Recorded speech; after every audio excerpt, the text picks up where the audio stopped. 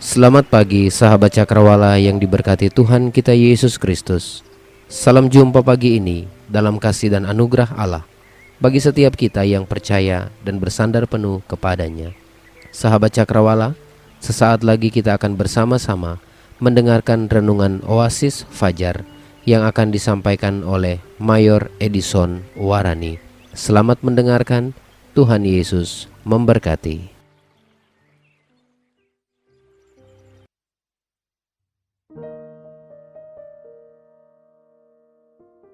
Haleluya.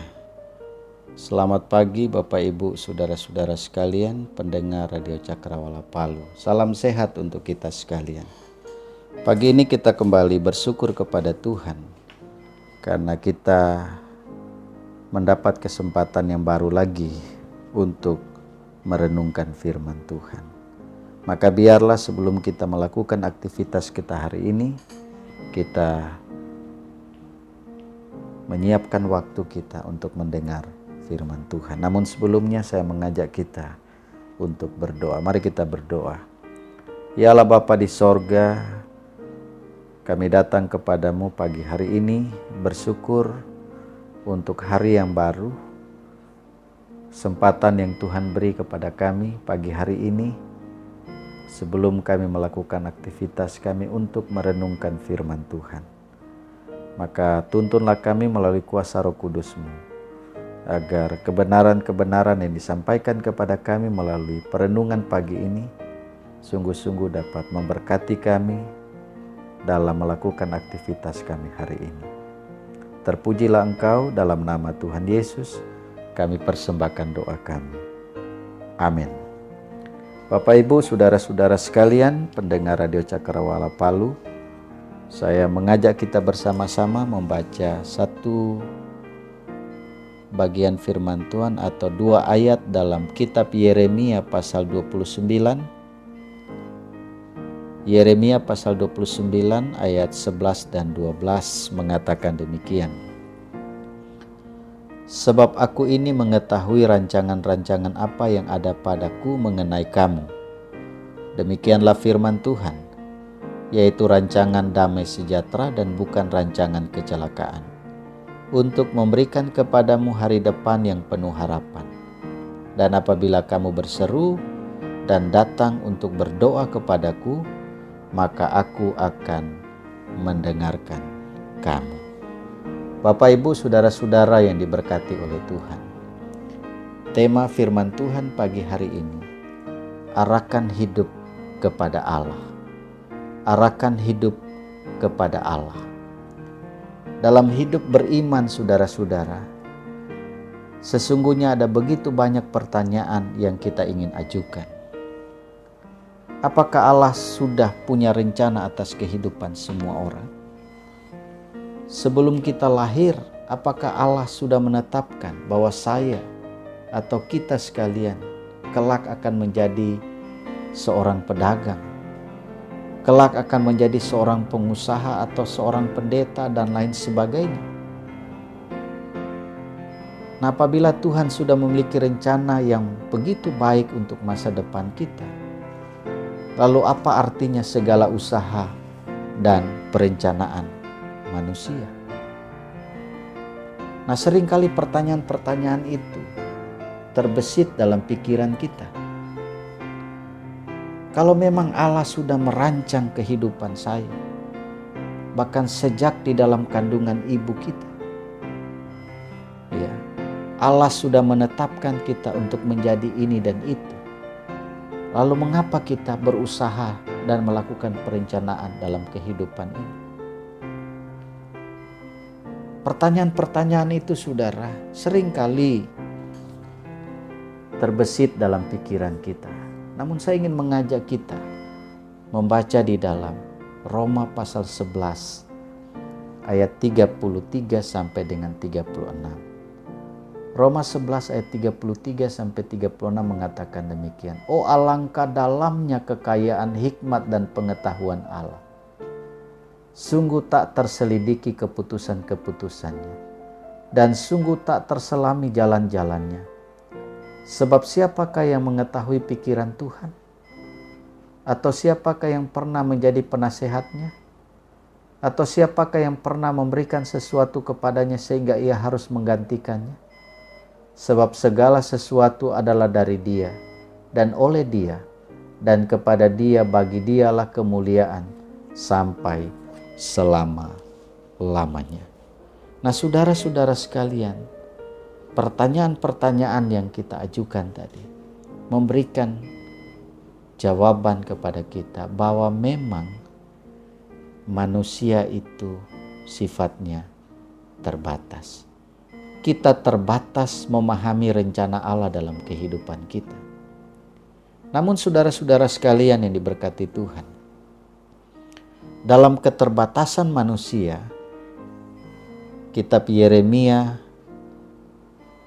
menyampaikan kepada kita dua hal yang menjadi perenungan kita hari ini. Yang pertama, saudara-saudara sekalian, Allah mempunyai rencana dalam kehidupan kita. Allah mempunyai rencana dalam kehidupan kita.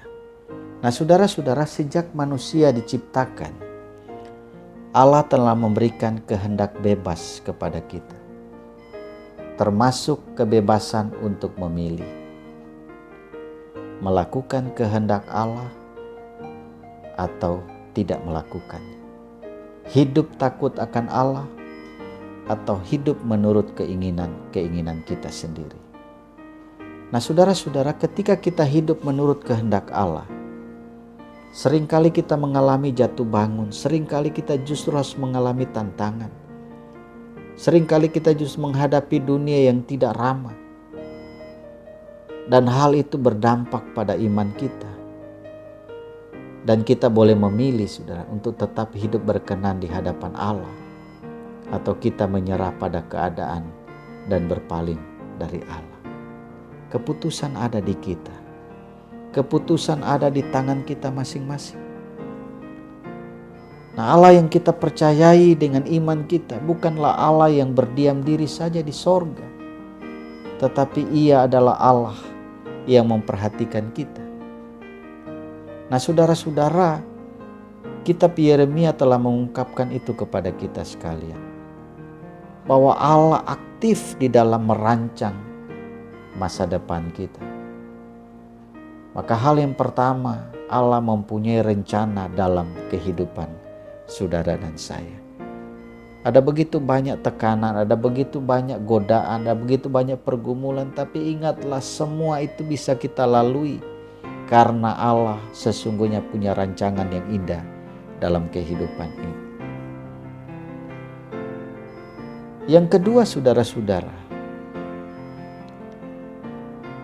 hal yang kedua yang Tuhan ingin sampaikan kepada kita melalui Yeremia, bahwa apa yang Allah rencanakan dalam hidup kita, Allah tidak merancang dalam kehidupan ini malapetaka.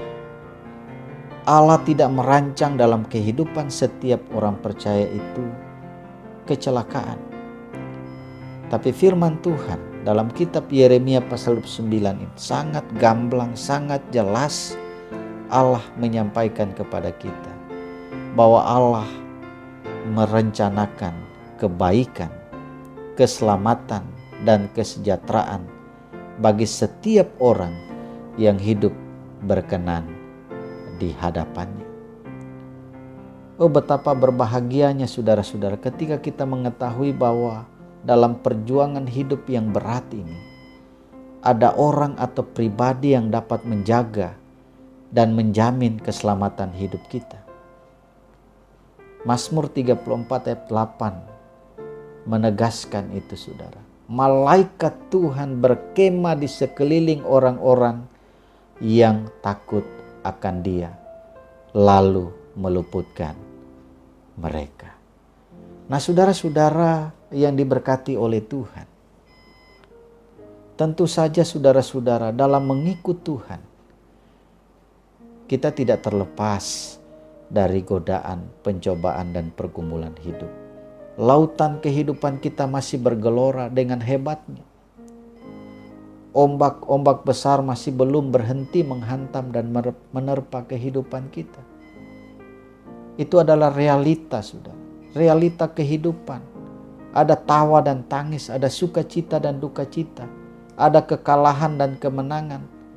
Jangan kita abaikan itu, saudara, tetapi justru harus sungguh-sungguh kita perhatikan dan perhitungkan. Nah, nasihat firman Tuhan hari ini, arahkanlah hidup kita kepada Yesus saja. Jangan kepada pencobaan. Jangan kepada gelombang-gelombang, ombak-ombak besar itu. Karena ingat, Yesus melakukan segala mujizatnya. Ia dapat berjalan di atas air, atau ia sanggup meneduhkan ombak. Masalah apa yang sedang kita hadapi saat ini, saudara? Ingat, rancangan Allah bukanlah rancangan kecelakaan, tetapi rancangan Allah adalah rancangan damai sejahtera. Nah, untuk memperoleh rancangan Allah yang penuh dengan kebahagiaan itu, kuncinya, mari kita mengarahkan hidup kepada Allah. Jangan mengarahkan hidup kepada masalah-masalah yang kita hadapi, tapi arahkanlah hidupmu kepada Allah yang hidup di dalam Yesus Kristus. Selamat mengarahkan hidup kepada Allah. Tuhan Yesus memberkati kita sekalian. Amin. Mari kita berdoa. Ya Allah Bapa di sorga, kami bersyukur pada pagi hari ini untuk kebenaran firman Tuhan yang telah memberkati kami.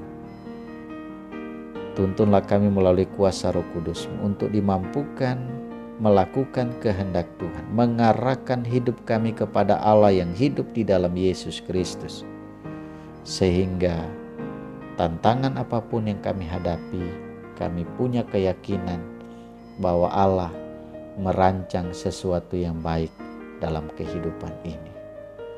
Terima kasih Tuhan, terpujilah Engkau. Dalam nama Tuhan Yesus kami persembahkan doa kami. Amin.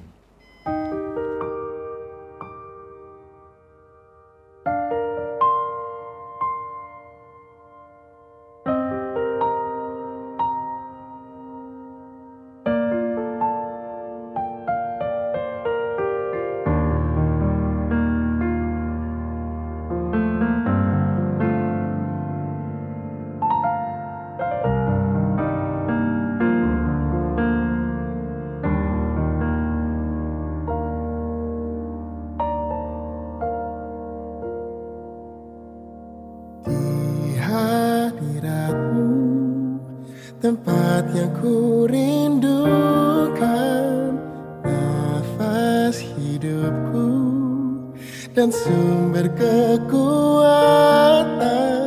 Di sana Kau nyatakan isi hati dan rindumu, sehingga ku mengerti berharganya hidupku.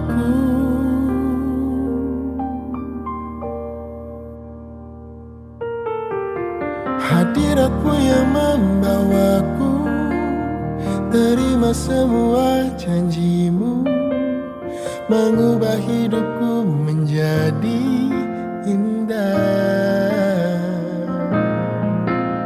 Hadirat-Mu yang menguatkan aku di dalam pengharapan. Yesus, untuk selamanya hiduplah dalamku.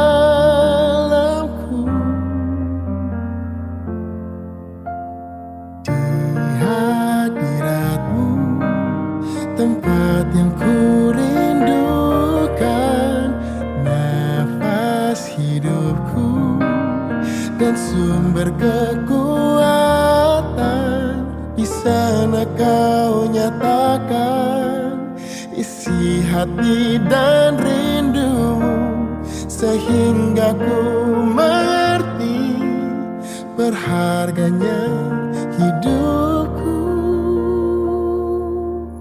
Hadirat-Mu yang membawaku terima semua janjimu, mengubah hidupku menjadi indah. Hadiratmu yang menguatkan aku di dalam pengharapan. Yesus, untuk selamanya hiduplah dalamku. Hadiratmu yang membawaku terima semua janjimu, mengubah hidupku menjadi indah. Hadiratmu yang menguatkan aku di dalam pengharapan. Yesus, untuk selamanya hiduplah dalamku. Yesus, untuk selamanya hiduplah dalamku.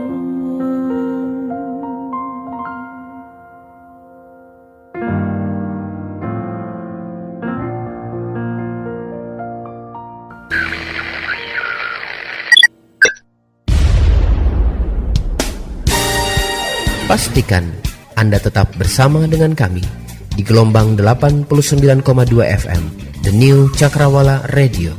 God bless us.